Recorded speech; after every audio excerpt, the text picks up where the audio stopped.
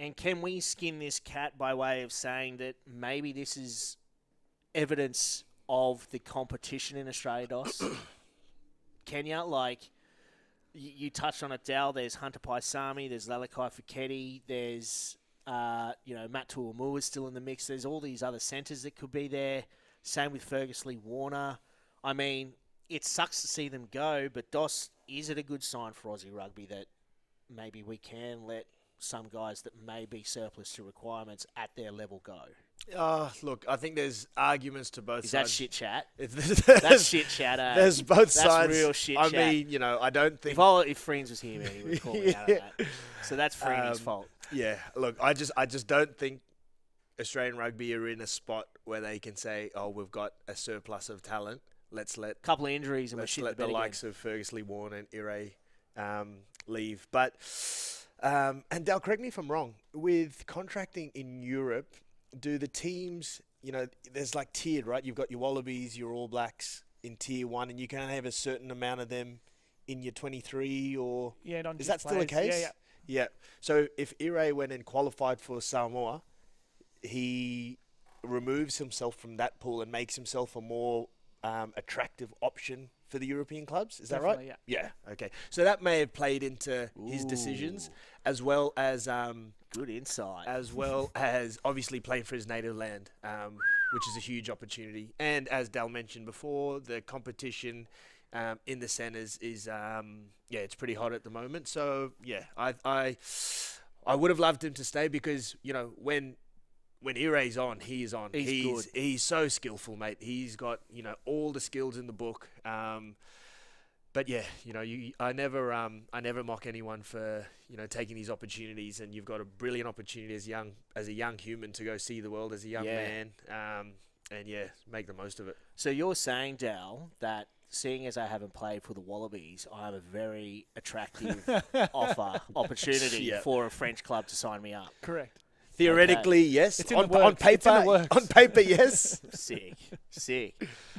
This is going pretty well. Hell yeah, man. All right. I'm very excited for this next topic.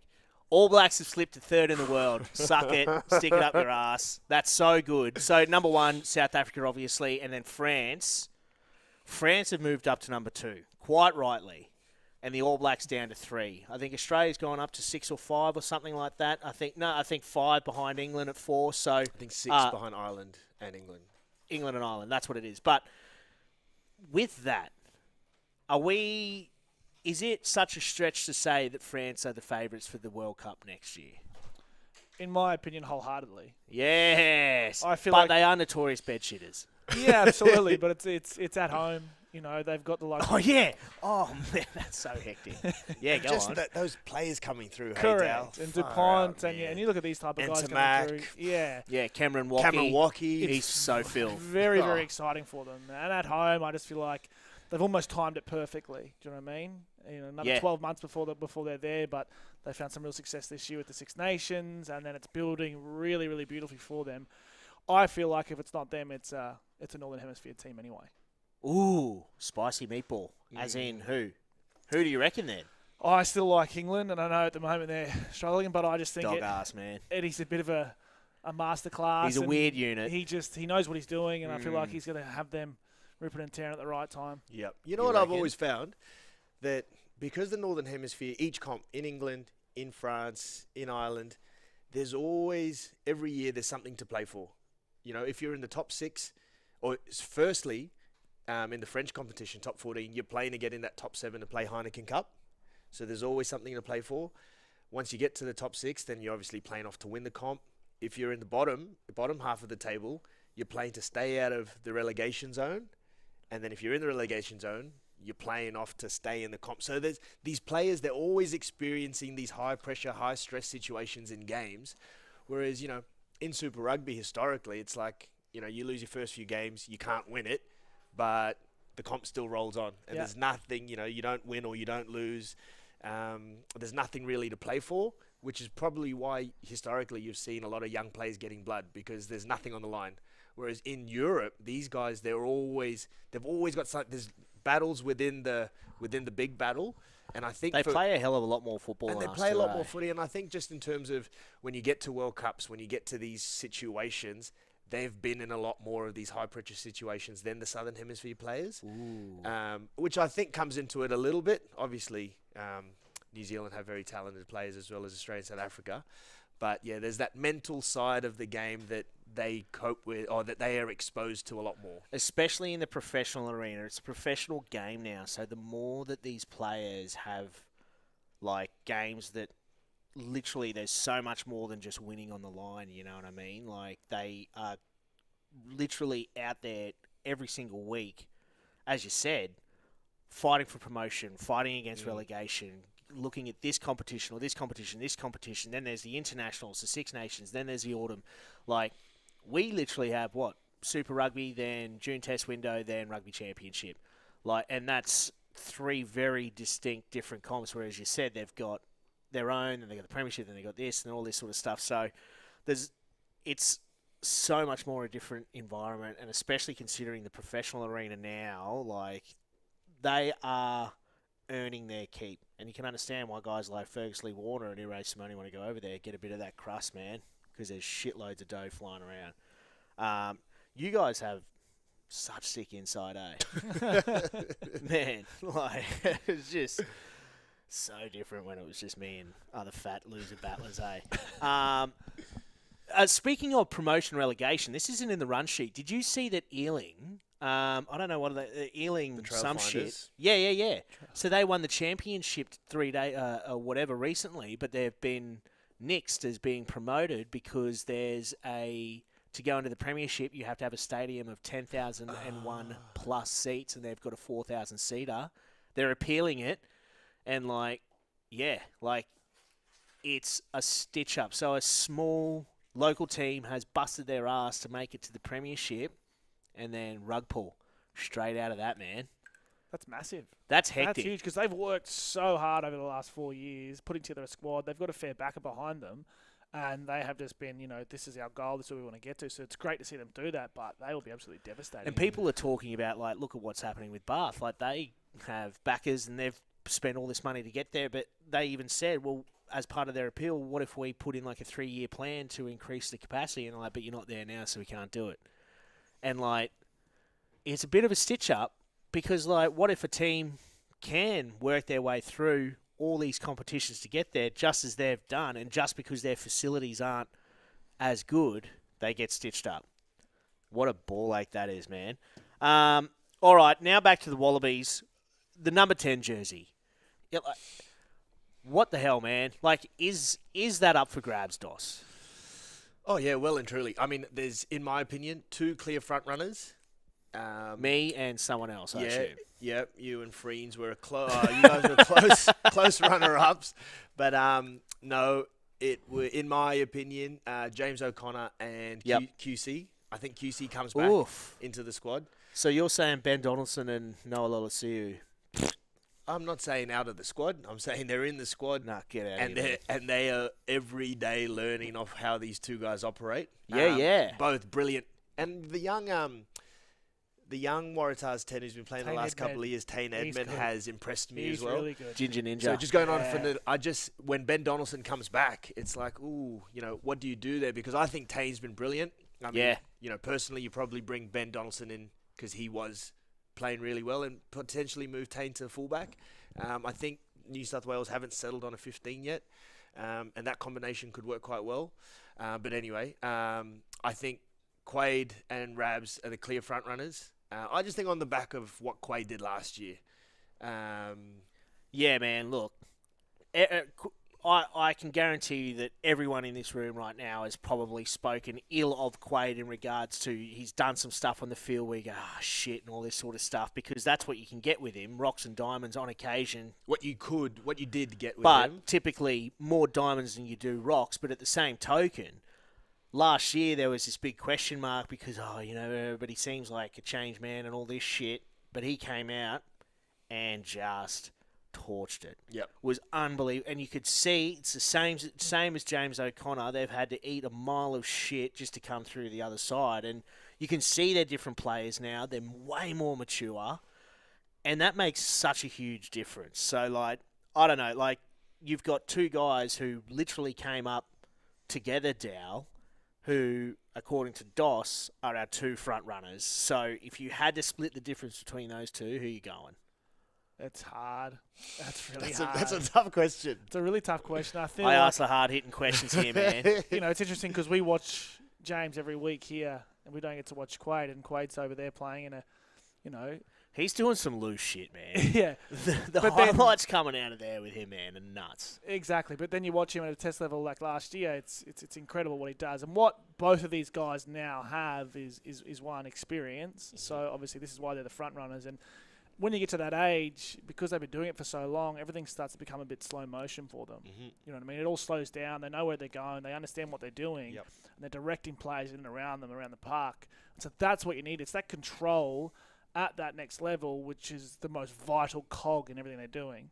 So when to kick, when to pass, when to exit, all that kind of stuff that comes with it. And that's what we need as Australians leading into World Cup. Yep. So keep Ben Donaldson, keep Will Harrison, keep Tane Edmed, Rajan Pasatoa, all these, Noah Lesio, all these young kids coming through. Keep them there and keep them learning and growing. But these are the guys to take us forward because we need experience.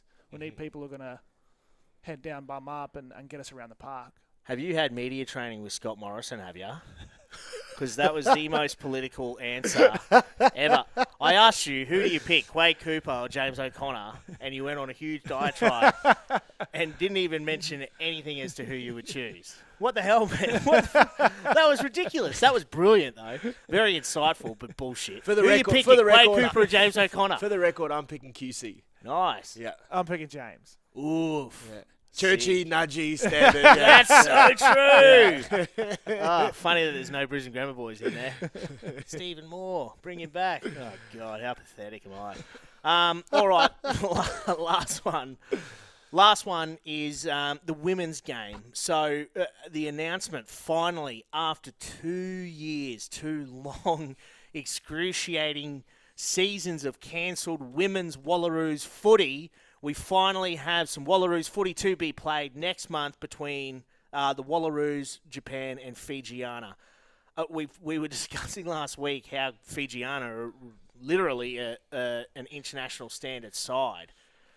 That game, when you've got the players out of the other 4 or 5 or whatever it is, Super Rugby women's sides, going against the Fijiana, who I think are going to run away with it pretty handsomely, that could be an absolute, that'll be a pretty dire affair. They'll be looking to snot the living shit out of each other because there'll be some bad blood considering Fijiana are probably going to run a train on everyone there.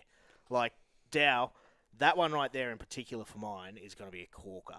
I think it's outstanding. I mean, wonderful that we have international rugby back for the Wallaroos. It's fantastic. But as you said, getting beaten up every week by the Fijiana, there's going to be a few players in each team all coming together to launch a bit of an attack on them. Man. Chance to counterpunch. It's going to be very, very, it'll very be exciting. so sick.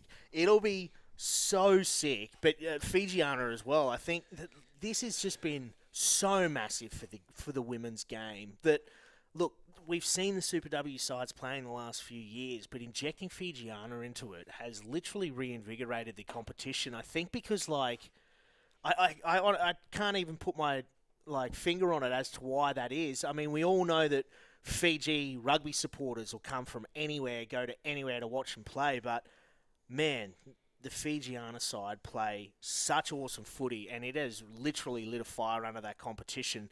And exciting times as well. Rugby Australia has announced that they're eyeing off a pro plan for the Wallaroos and Super W with a 3-year Women's Rugby World Cup cycle for 2025. We were talking about it last week. We've gotten in a bit of shit previously through PAC for hounding certain institutions for not paying their female players. But finally there's what looks like a plan to pay these girls, and it is so well-deserved, Dos. Yeah, I mean, very well-deserved, long overdue. It's great to, that they finally got something to aim towards, to play for. I think going back to the Fijiana coming into the comp, obviously bringing that Fijian flair to the women's comp, and I think what it'll do is it'll force the other Super W teams to, accelerate their game. Yes. Twofold, to be able to keep up. It's all right, let's look where we lost against Fiji. Where do we improve? How do we stop them? And then on the flip side, how do we attack to exploit their weaknesses? So it's only going to be good things for the game with this announcement as well. We talked on Monday about the NRLW, if it's going to cast this huge shadow over Super W. Hopefully things like that just keep our women's rugby game moving forward. Yeah, at least if there's vision of a pathway, then we won't have that reversed Emma Tonegata I was talking about on Monday. All right, well, that rounds our PAC news. We need a little beep, beep, beep, beep to get out of there. That was good. You just that keep was that going. good, eh? Keep that going. Just make a remix of that if you can, please, Zach. That'd be appreciated. But that rounds our PAC news for this week, for tonight, sorry. Now what we're going to do, before we get our Moana Pacifica players on, Tomasi Alacio and Naraya Formai. Oh, man, I'm struggling with that. We're going to throw it over. BJ Hartman from the Manly Marlins. He's joining us to run through everything that is Shoot Shield this weekend. Hey, BJ, how you going, brother? Mate, I'm good. It's a bit wet down here, but we're okay. Yeah, there's more flooding and shit going on, isn't there? Mate, it just keeps coming. You wouldn't actually believe there's that much water in the sky, but hey, we're okay. Mate, we went through it like a month or so ago, man. So, no, I feel you, bro. Sydney's a shithole anyway, man.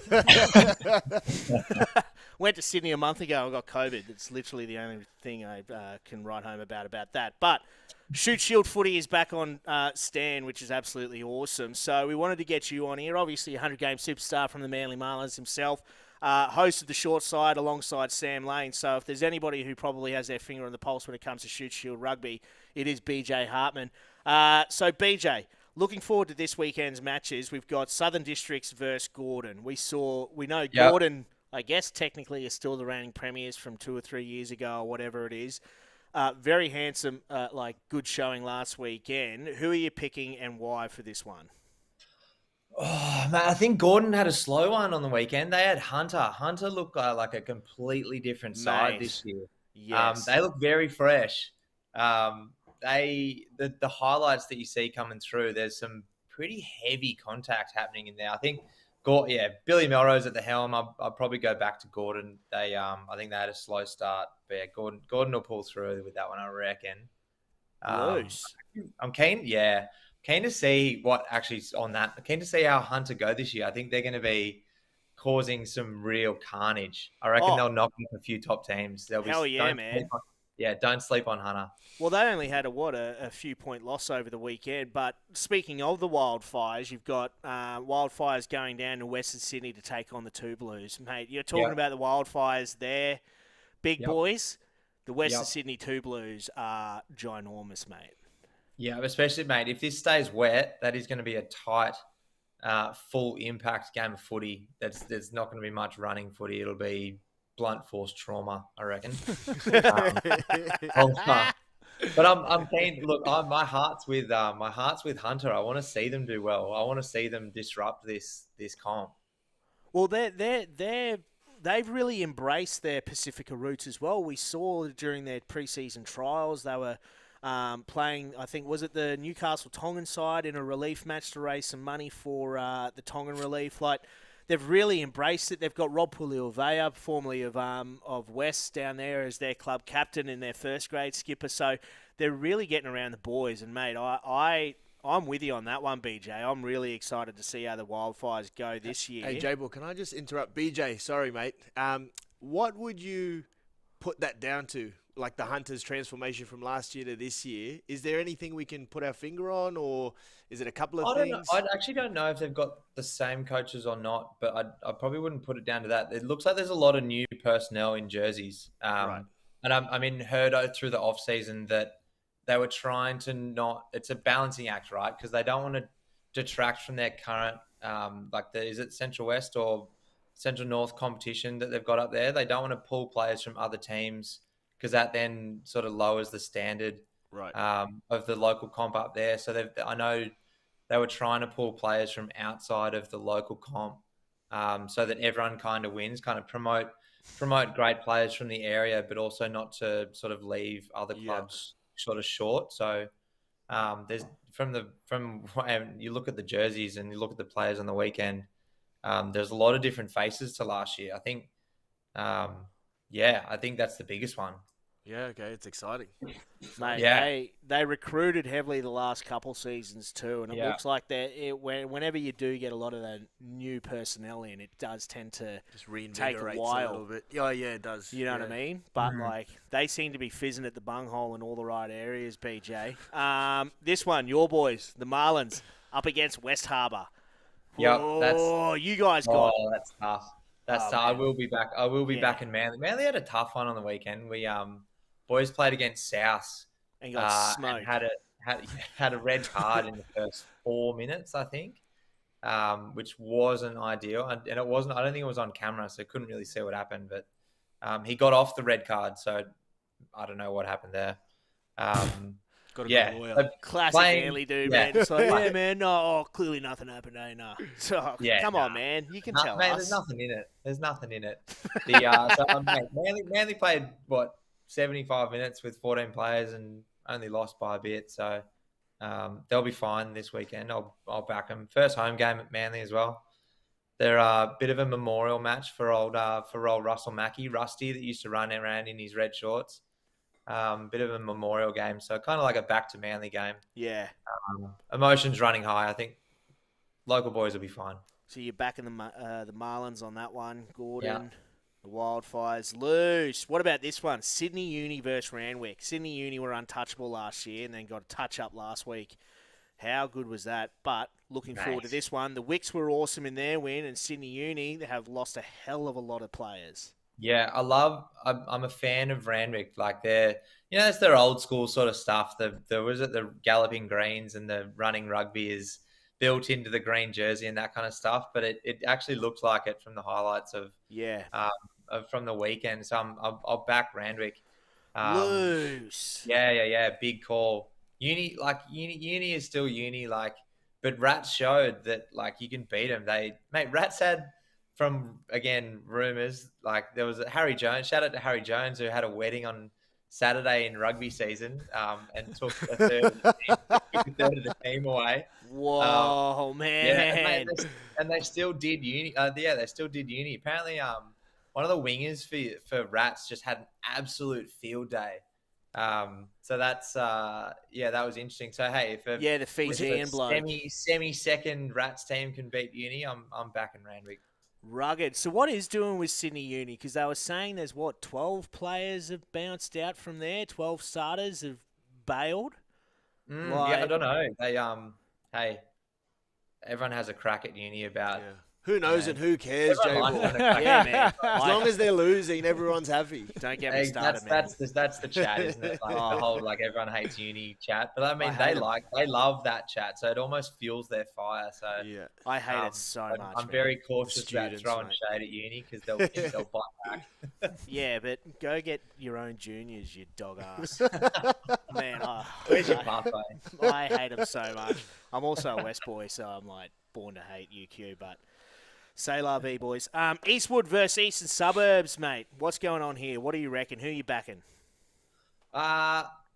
Interesting. Eastwood, it looks like it's a bit of that changing of the guard type thing happening at Eastwood. A lot of the old heads kind of aren't around anymore. They lost Charlie Cale to the Brumbies and so on as well. So a couple of their stars kind of progressing through to higher honours. So it's tough. They had their tough one against I think it was Hunter in the trials. They had an interesting one against them. But yeah, I'd probably back Easts, I think, after their walloping from Norths on the weekend. Oh, mate. You'd be back in East to bounce from that, getting pantsed. That was a pantsing and a half, eh? Norths are looking so Norths are good. great.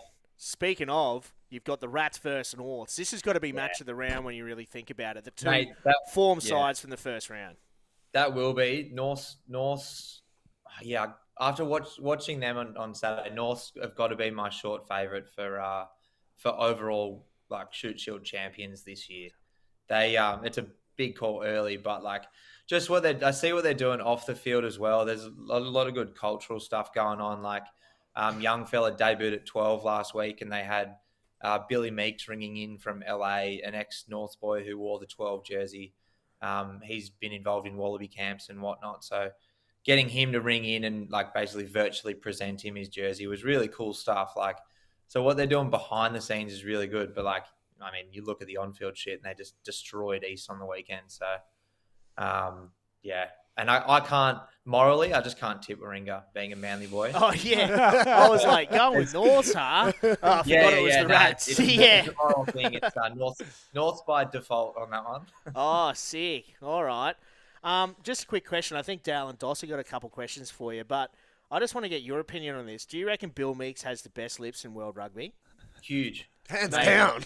They're lush. Big Billy Kissy lips, mate. It's ridiculous, man. He looks like, lush. like a trophy bass with his big fish lips, man. It's ridiculous. And I reckon he has to moisturise them and he puts something on them, man, because they look ridiculous. I think he does look after them. They're all over his Instagram. I think he does. There's some self-care happening with the lips. Yeah, man. He's a good-looking unit. Did I just suck the wind out of this show or what?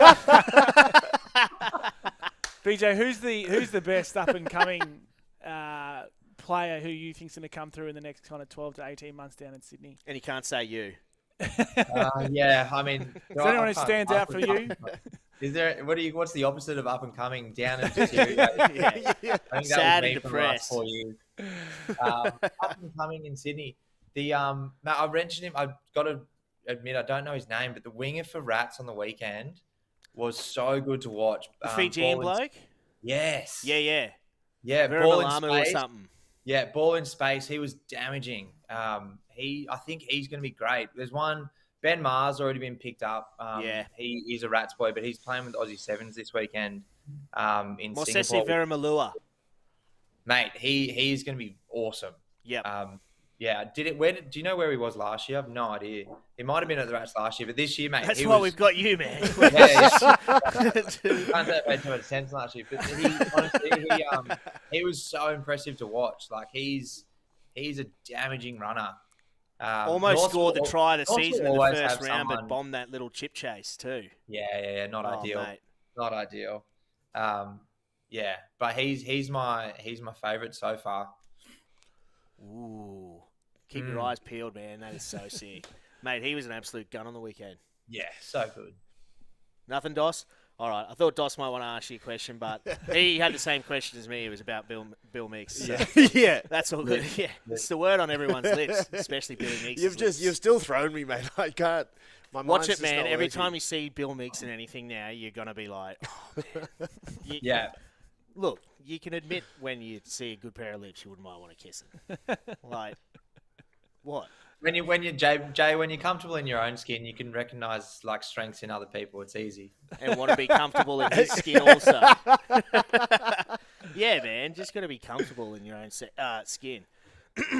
All right, BJ. Well, look, thanks very much for joining us, brother. Hopefully we can get you on again soon, but you're going to be away for a few months, unfortunately. But moving forward, we're probably going to have your co-host, Sam Lane, from the Short Side podcast. How is the Short Side podcast going, mate? It's pretty good gas.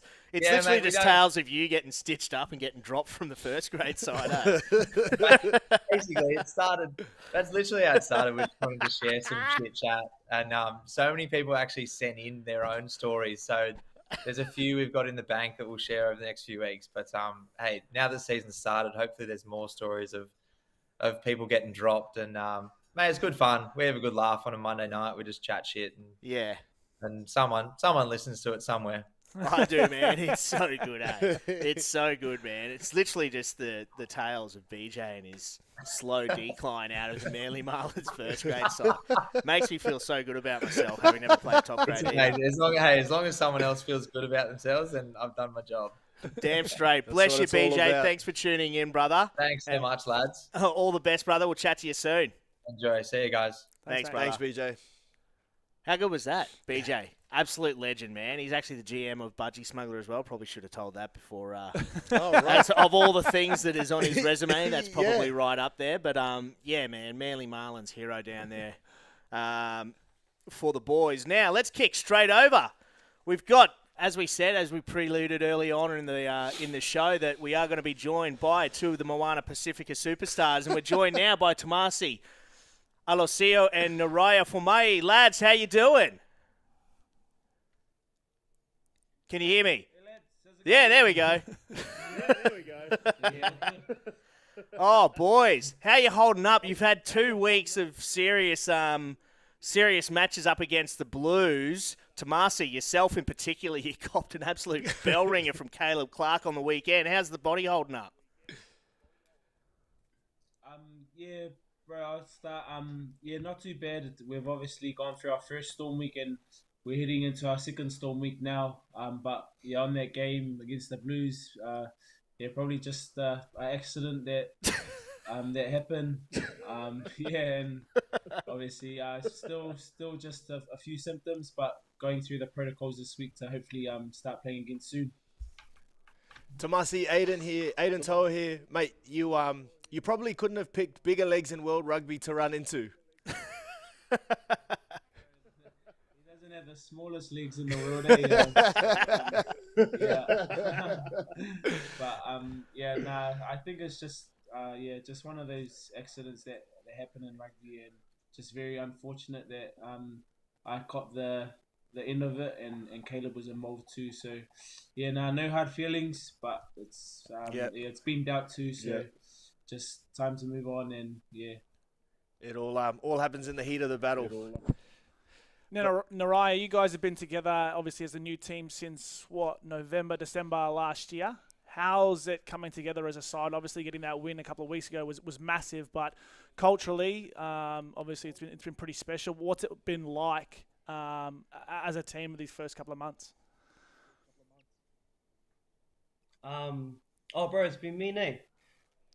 I think us being Islanders, me and Musa usually used to, just Samoan sort of culture, and it's been good to mix and mingle with the Tongan and then the Cook Islanders, and then got a few new Hawaiian boys in there as well. So just everyone bringing their flavour and their culture to what we have in our team is probably something special, and probably something a lot of the boys haven't experienced before, as well as the coaches. So bro, it's been me, man, and that win a couple of weeks ago just felt like the cherry on top, and hopefully just many more of those experiences to come. I'm sure there'll be a few more wins coming for you boys. That's great to hear, Naraya. You speak about the culture, and you can see you guys are only a couple of months into this season as your first inaugural season in Super Rugby, and you in the New Zealand Conference, I might add. And you guys have just been so competitive from the very first minute up until now. I just want to ask a question. I spent a couple of years with my man Christian Lealifano down at the Brumbies. How we talk about the culture and how it can bring a team together. How has Brazzy been to Moana in the first few months? Oh, bro, Christian's the man. He's probably what sets that example of what Moana Pacifica culture should be like, and he just brings in a high standard of excellence, not only on the field but his off the field. He's real good at bringing the boys together. Energy. He's always there to remind us that when we're a bit down, he picks us back up. So he's been awesome, and you see him bounce back from what he went through. It's been awesome to have him, and I think he's been a real special part of our group. Yeah, I bet. And he's always got time for, all members of the squad, which I loved about Brazzy. He was the captain of the Brumbies. He's in coaches' meetings, he's in planning meetings. He's always busy with something, but he's always got time for you personally, and he spreads his time out to everyone in the squad. So he was a huge pickup when it got announced, and I know him and Sekopi are doing a great job over there. Naraya, you got obviously a fair amount of experience playing rugby, but talk to us a little bit about Aaron Major and the influence that he has had on the group. Obviously, it's a tough job coming in and starting a team from scratch. What's he been doing? What's he been instilling in each individual player to get the most out of them? Obviously, Aaron being an All Black and someone we used to watch when we were younger, you kind of get an awe of his presence in the team, and he brings a lot of what does he bring? Something special about, and he even said it himself that this team is probably something different that he's experienced before. He's invested in Aaron individually, and he talks about tautua, which means a bit of servicing each other, not just on the field but off. And he really encourages us and shows us with his actions as well. So just him being a leader and off the field just helps us to be able to like help each other out a bit more off the field, and then on the field. Obviously, you want to build that culture, and he's done a great job at bringing the right leaders into the team. And yeah, so it's going well, man. He's a good coach. He likes to help us out when we need it. So yeah, it's been great. Nora, I want to ask you a question. So every side has a little bit of a shit stirrer. They have someone who stirs the pot, niggles everyone. I think with the Reds, you can see it's Tene Latupa. I think Rob Leota down in the Rebels tends to niggle blokes a little bit. I've heard that you're a bit of a character yourself. Who in Moana Pacifica is the biggest shit stirrer? And be honest. If it is you, you can say it's you. We got a couple, bro.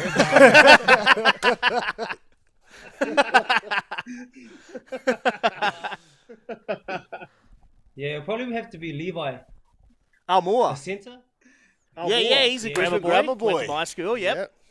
Yeah. You know, the one with the bowl cut? Yeah.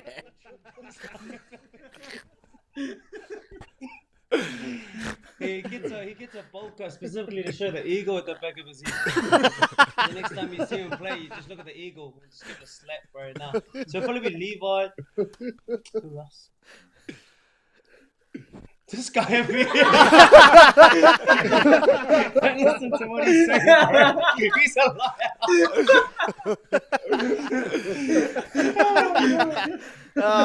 Yeah, I saw you try and shy away there, Marcy. Nice try, brother. Levi will probably be the one, bro. Well, we were just touching on it before with Aaron Major. I mean, a massively experienced campaigner with the Satyrs, with the All Blacks, and he's got a great coaching pedigree. But you guys, as a squad, I mean, we were talking about Christian Lele Afana, but you got Sikopi Kepu, Henry Timmy Stowers. Like, these are guys with massive experience that surely, with some of those younger guys, it's just got to be bringing them along so well for that Moana Pacifica side.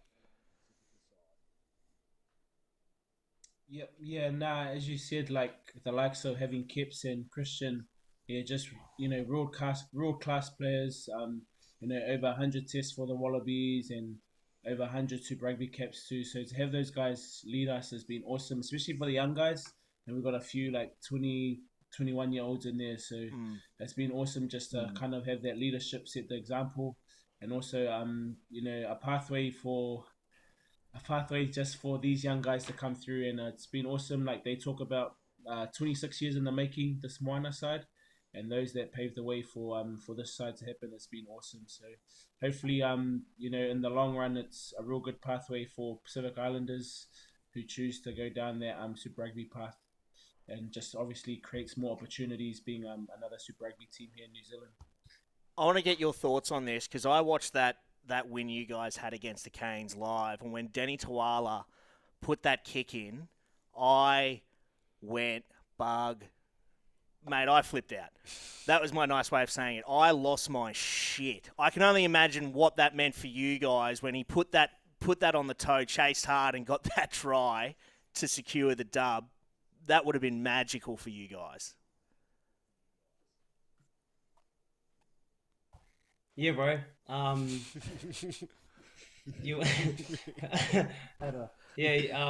that moment, I think it was probably lucky that he kicked it because about half the backs were cramping up. trying to get to him in that kick.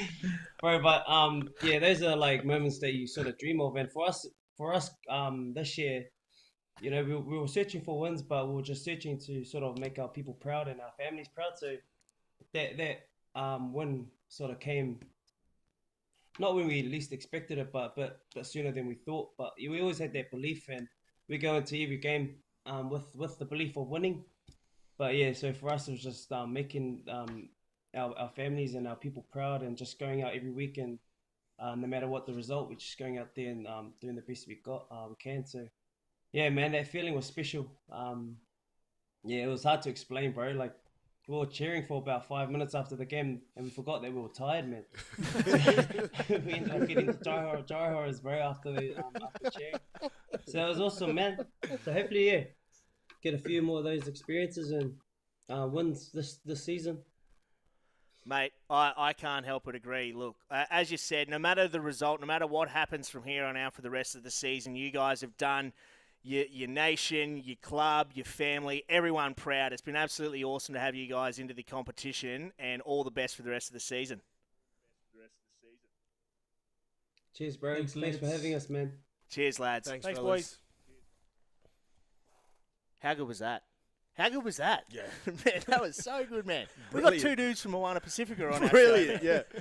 That's nuts. It was brilliant, and it was great to hear there, Jay Bora, about Namaya speaking about, you know, when you're playing for something that's bigger than the game, the results just tend to take care of themselves. Like they weren't expecting that win against the Canes a couple of weeks ago, but as he sort of mentioned, you know, they're playing for their families, they're playing for their people, and yeah, it's powerful, man. When there's something bigger than the game, the results, you know, and you don't invest as much in the results, they seem to just naturally take care of themselves. Hell yeah, man. I agree. And I think the big word there is powerful. And I think this is what a lot of people probably don't see. And it was great to have that insight from these guys. And the Drew are experiencing the same thing at the moment as well. So obviously they're getting a win this year. But it's that power that it brings to their people that's pretty bloody special. Yeah. Oh, mate, that's what I was saying. Like, I lost my shit when I saw that try. But then, like, oh, man, I'm literally getting goosebumps. Because you could see how much it meant to Yeah. him, man. Like, it was absolutely immense. And I touched on it before. Like, Fijian, you know, rugby followers will go to anywhere to watch a game of footy. And they'll be the loudest and most happy and boisterous people there. Same with, you know, Samoans, Tongans, Cook Islands, whatever it may be. They absolutely love it. And I can't wait to see what Moana Pacifica and the Fijian Druid do, because they've already shown they're up to it. Wait until they start firing on all cylinders, man, and they're going to be absolutely amazing. So, speaking of that, let's start previewing Super Rugby Round 8. So, it actually starts off with the Highlanders playing host to Moana Pacifica. I don't think a lot of people would have picked this, but the Highlanders are actually below Moana Pacifica on the table with no wins thus far, whereas Moana Pacifica jagging that win against the Canes. Dow, who are you picking in this one? Moana. Yes! I'm Yes! inspired. Woo! So am I. Are we all going Moana Pacifica? Absolutely, 100%. Oh, man, that is so sick. That is... Let's put that one in the bank. Is that our lock of the week? Lock It of the is week. our lock of the week. We need to get a huge lock so we can bust it out too. Yeah. Speaking of that, I probably should have told you guys that Johnny was meant to do his Deep in the Cut segment for us to be able to get his tips for this weekend's fixtures, but he's too busy buying bottle service in a ghetto-ass nightclub in downtown Houston. But instead, what we're doing is we're going to have you two go off against it, and whoever loses has to do something sus. Drink some sus shit, do some sus shit, whatever it may be. I didn't want to tell you before we went live, so now it's on the record. It's out there in the interwebs and all that sort of stuff. So choose Web wisely, 3.0. boys, because someone's doing something really hectic next week if they lose. All right, next one, Force versus Rebels. Dos. Oh, down in Melbourne. That's in Perth. Oh, it's in Perth. Yeah. All right, it's Yeah. in Perth. I think the Rebels last game, they had the bye, and was it the Drua the week before the bye? Yep. Yeah, I think Got their first win. Yeah, they got their first win, right. And I remember thinking, I was hoping, more hopeful than thinking, it would be a catalyst in terms of turning their season around. They've showed They had the potential, bye. but I got to go the Force in Perth. Dal. I want to say the Force as well. This isn't very fun. Yeah. I'm going the Force too. This is... Come on, man. Just ham it up. Someone picked someone real shit. Yeah, I'll go Rogue soon. Oh. Oh. I'll Are you going to go rogue on this one? am I- Canes versus Satyrs in Wellington. Oh, great game. Oh, it's going to be a great game. Well, like, is going for the Canes going Rogue? Because I'll back the Canes at the Cake Tin. Yes, this There is you go. sick. There you go. Really? You're going for the Canes? Yeah. Dow? Crusaders. Oh, there we go. There. You got your All wish, right. J-Ball. Yes. I'm writing this down. I'll forget it next week. No, really. So why are you going for the Canes then? Oh, and not just for being silly buggers? No, I think heartbreaking the way they lost last week to the Chiefs. Look, I haven't even looked at the team list. I'm hoping it's somewhat the same because they've got good players within their pack. Artie Sarve will step up. Let's get him on the show next week, by the way. Yeah, Tino, if you're listening, let's get him on. I like the 7, Criffy, Duplessis. Love him. I reckon he's gone. Geordie Barrett. If they TJ Pedonaro actually he's now the leading try scorer for the Canes in Super Rugby as well. I think he's like 8th all time. Three off the top. That is ridiculous, man. Crazy. That is ridiculous for a halfback of all people too. Yep, mate, just supporting up the middle, he's scoring tries all day, especially in a team like the Hurricanes who make lots of breaks out wide. So, I don't know. I just, it's more... The safer bet is to go the Crusaders, but, you just want something different to happen every week, so I'll go the Canes. Dow, why the Satyrs? Because they're the Satyrs? They're bouncing back. Do you know what I mean? They've had a bit of a slow start to the year. I mean, they're starting to find their form now. They'll start to hit a gear. And, we talked about they're not untouchable anymore, but they're still a real classy outfit. Yeah. They're coached really well. They've got some quality players. I think they'll really start to drive it home over the next couple of weeks. And Richie missed those first few weeks of the season too, so him coming back is going to be absolutely massive. This one's going to be a corker too. The Chiefs versus the Blues. Chiefs playing host to the Blues in Waikato as well, Dos. Ooh, that is... Bowden Barrett's back this week too, isn't he? Perifetta at the back. Bryce Heem at 12. I'll go the Blues. Ooh. Yeah, I'll go the Blues at Waikato. I mean, they look so good.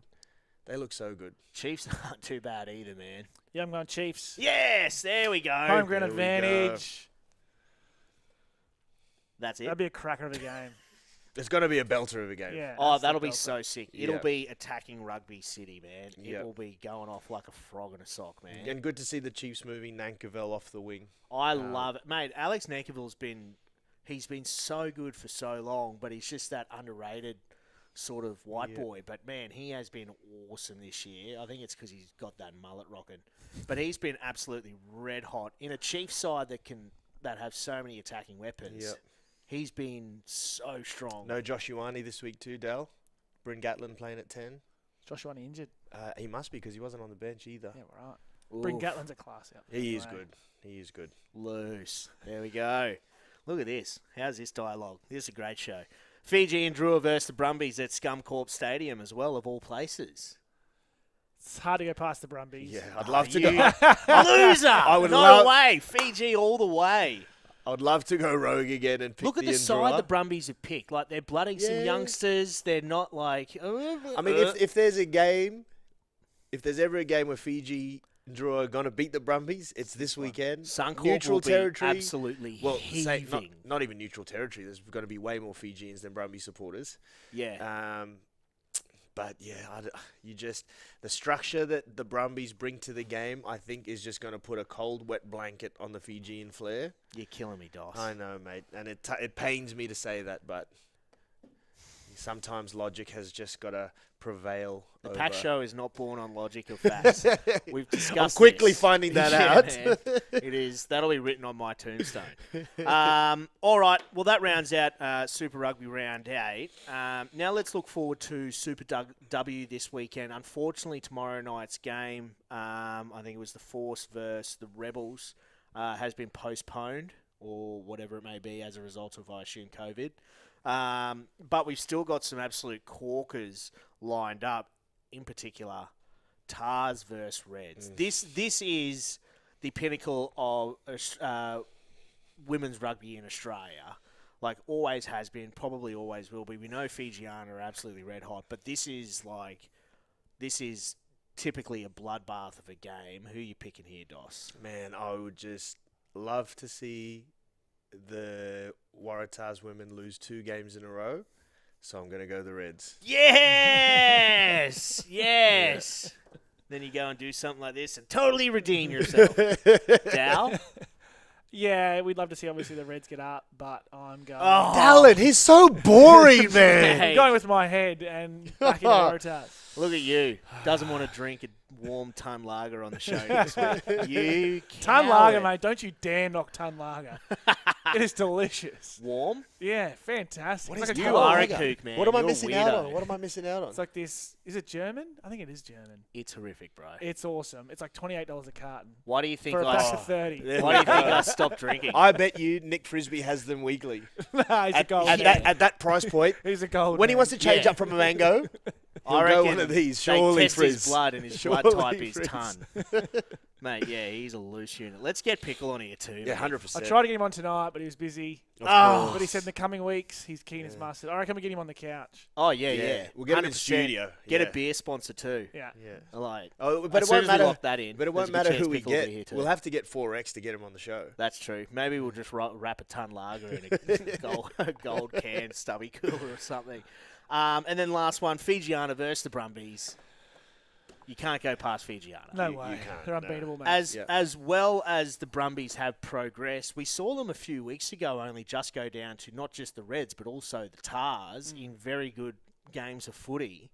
That Brumbies Super W side is really coming along, and I think that's testament to the entire Super W comp that, like, all 5 clubs, 6 clubs are starting to really progress really well. So, well, that rounds out Super W. That rounds out tonight's episode of the PAC Show 2.0. It took us 2 turns, but I think we ended up nailing it.